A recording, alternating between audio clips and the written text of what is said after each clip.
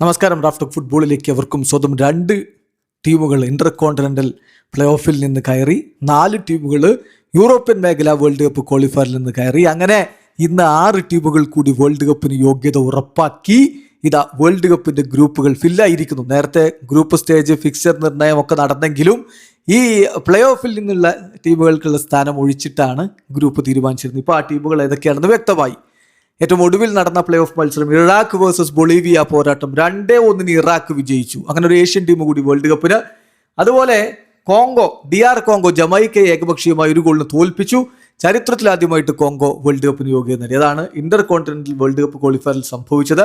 അതേസമയം യൂറോപ്യൻ മേഖല world cup ക്വാളിഫയറിന്റെ പ്ലേ ഓഫിൽ Italy versus Bosnia and Herzegovina പോരാട്ടം 1-1 സമനില. പെനാൽറ്റി ഷൂട്ടൌട്ടിൽ 4-1 വിജയിച്ചുകൊണ്ട് ബോസ്നിയ ആൻഡ് ഹെർസഗോവിന വേൾഡ് കപ്പിന്. ഇറ്റലി പുറത്തേക്ക്. തുടർച്ചയായ 3ാം വേൾഡ് കപ്പിന് യോഗ്യതയില്ലാതെ ഇറ്റലി പുറത്ത്. സ്വീഡൻ പോളണ്ടിനെ 3-2 തോൽപ്പിച്ചു. 88ാമത്തെ മിനിറ്റിലെ ഗ്യോക്കഡസിന്റെ ഗോളാണ് അവർക്ക് വിജയം സ്വന്തമാക്കി കൊടുത്തത്. സെച്ചിയ വേഴ്സസ് ഡെൻമാർക്ക് പോരാട്ടം 2-2 സമനില. 3-1 പെനാൽറ്റി ഷൂട്ടൌട്ടിൽ വിജയിച്ച സെച്ചിയയും വേൾഡ് കപ്പിന്. കൊസോവോ വേഴ്സസ് തുർക്കിയെ പോരാട്ടം ഏകപക്ഷീയമായി 1 ഗോളിന് വിജയിച്ചുകൊണ്ട് തുർക്കിയെ 2002 ശേഷം ആദ്യമായിട്ട് വേൾഡ് കപ്പിന്. അപ്പോൾ വേൾഡ് കപ്പിന്റെ ഗ്രൂപ്പ് ഇപ്പോൾ ഫിക്സ്ഡ് ആയി എന്നർത്ഥം. നോക്കാം നമുക്ക് ഏതൊക്കെ ഗ്രൂപ്പ് എങ്ങനെയൊക്കെയാണെന്ന്.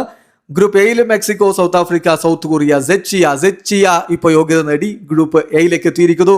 ഗ്രൂപ്പ് ബിയിൽ കാനഡ, ബോസ്നിയ ആൻഡ് ഹെർസഗോവിന അവർ യോഗ്യത നേടി ഗ്രൂപ്പ് ബിയിലേക്ക്. പിന്നെ ഖത്തറും സ്വിറ്റ്സർലൻഡുമാണ് ആ ഗ്രൂപ്പിലുള്ളത്. ഗ്രൂപ്പ് സിയിൽ Brazil, Morocco, Haiti, Scotland.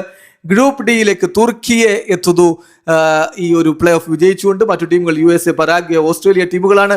Group ഇയിൽ Germany, Curacao, Ivory Coast, Ecuador. Group എഫിലേക്ക് സ്വീഡൻ ഇപ്പോൾ യോഗ്യത നേടിയെത്തിയിരിക്കുന്നു. നെതർലൻഡ്സ്, ജപ്പാൻ, ടുണീഷ്യ ടീമുകളാണ് മറ്റു ടീമുകൾ ആ ഗ്രൂപ്പിലുള്ളത്. ഗ്രൂപ്പ് ജിയിൽ Belgium, Egypt, Iran, New Zealand. Group എച്ചിൽ Spain, Cape Verde, Saudi Arabia, Uruguay ടീമുകൾ. ഗ്രൂപ്പ് ഐയിൽ France, Senegal, Iraq, Norway. Group ജെയിൽ Argentina, Algeria, Austria, Jordan. Group കെയിൽ പോർച്ചുഗലിനോടൊപ്പം DR കോങ്കോ എത്തുന്നു പോർച്ചുഗലിനോടൊപ്പം ഗ്രൂപ്പ് കെയിൽ. പിന്നെ ഉസ്ബെക്കിസ്ഥാനും കൊളംബിയയും ഉൾപ്പെടുന്നു. അതേസമയം ഗ്രൂപ്പ് എല്ലില് ഇംഗ്ലണ്ട്, ക്രൊയേഷ്യ, ഘാന, പനാമ ടീമുകൾ വരുന്നു. ഏതായാലും ഇറാഖ് ഗ്രൂപ്പ് ഐയിലേക്ക് വന്നിട്ടുണ്ട്. ഫ്രാൻസ് ആണ് ആ ഗ്രൂപ്പിലുള്ള പ്രധാനപ്പെട്ട ടീം. സെനഗലും നോർവേയും ഉണ്ട്. കടുത്ത ഗ്രൂപ്പിലാണ് ഏഷ്യയിൽ നിന്ന് ഇപ്പോൾ യോഗ്യത നേടിയിട്ടുള്ള ഇറാഖ് ഉള്ളത് എന്ന കാര്യം ശ്രദ്ധിക്കുക. ഏഷ്യയിലെ മറ്റു ടീമുകൾ ഇപ്പോൾ ജോർദൻ ആണെങ്കിൽ ഗ്രൂപ്പ് ജെയിൽ കിടക്കുന്നു. ഗ്രൂപ്പ് ജെയിൽ അവരോടൊപ്പം അർജന്റീനയും അൾജീരിയയും ഓസ്ട്രിയയുമാണുള്ളത്. ഗ്രൂപ്പ് എച്ചിൽ സൗദി അറേബ്യ ഉണ്ട്. ഏഷ്യയിൽ നിന്ന് സ്പെയിനും കേപ്പ് വെർദയും ഉറുഗ്വായുമാണ് ആ ഗ്രൂപ്പിലെ മറ്റു ടീമുകൾ. ഇറാൻ ഉണ്ട് ഗ്രൂപ്പ് ജിയിൽ കളിക്കുമെന്നുള്ളത് കണ്ടറിയണം. ബെൽജിയവും ഈജിപ്തും ന്യൂസിലാൻഡുമാണ് ആ ഗ്രൂപ്പിലെ മറ്റു ടീമുകൾ. അതുപോലെ തന്നെ ഏഷ്യയിൽ നിന്നുള്ള വമ്പന്മാരായിട്ടുള്ള ജപ്പാൻ ഗ്രൂപ്പ് എഫിലാണ്. നെതർലൻഡ്സും സ്വീഡനും ടുണീഷ്യയുമാണ് അവരോടൊപ്പം ഉള്ളത്. AFCയിൽ നിന്ന് തന്നെ എത്തിയിട്ടുള്ള ഓസ്ട്രേലിയ, തുർക്കിയെ, പരാഗ്വേ, USA എന്നിവർ ഉൾപ്പെടുന്ന ഗ്രൂപ്പ് ഡിയിലാണ് കിടക്കുന്നത്.